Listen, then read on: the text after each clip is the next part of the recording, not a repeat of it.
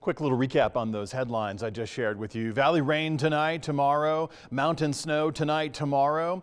Now, the element of wind, it is mid-March after all, spring.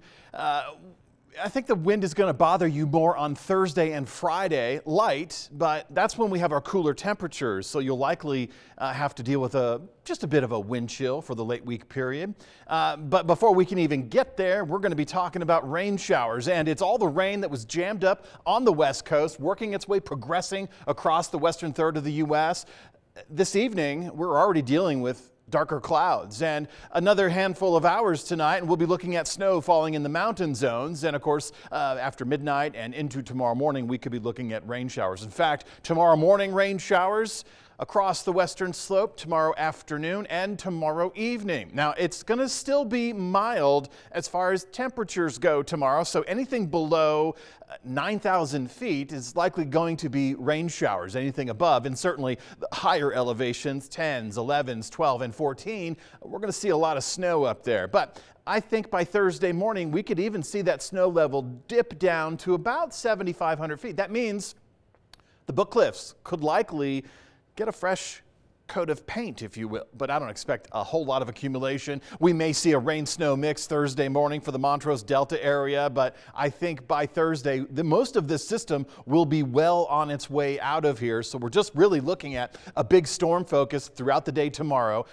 night into early Thursday morning, and that's the best we can do with this midweek storm system. Now, I never like to underestimate the backside energy of these storms, and of course, we'll have that northwest flow Thursday and Friday, and that could initiate a little bit more snow showers, so we're not totally out of the woods yet. And by the way, if you didn't get the memo, headline number 3, cooler temperatures for the late week period, very slow recovery into this upcoming weekend. Now remember, our radar on the Grand Mesa is down. It's broken.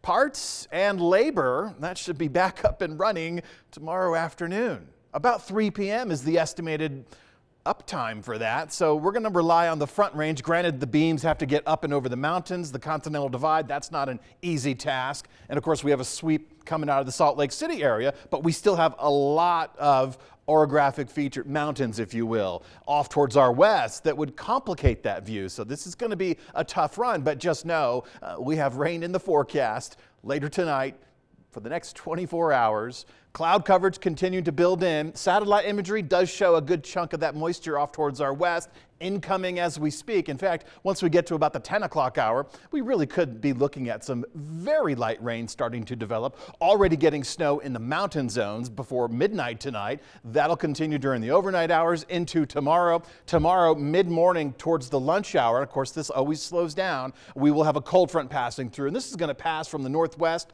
to the southeast. Exit mode for the storm 48 hours from now will be towards the southeast. So that cold front, that'll keep us breezy for the midday tomorrow, but I'm more concerned with the wind on Thursday. As I indicated, a little bit stronger on Thursday, but with the cooler temperatures in place, it'll be a wind chill factor that may not be as comfortable for you. This is not the ideal spring break week. But we'll catch a slow recovery Friday with the sunshine, and this weekend, very slow temperature improvement. But then by the time we really start to warm up, we get another storm system on the horizon. That's for the beginning part of next week. So all those storm watches, those have been upgraded. We're looking at winter weather advisories for a couple of areas to the north and to our east.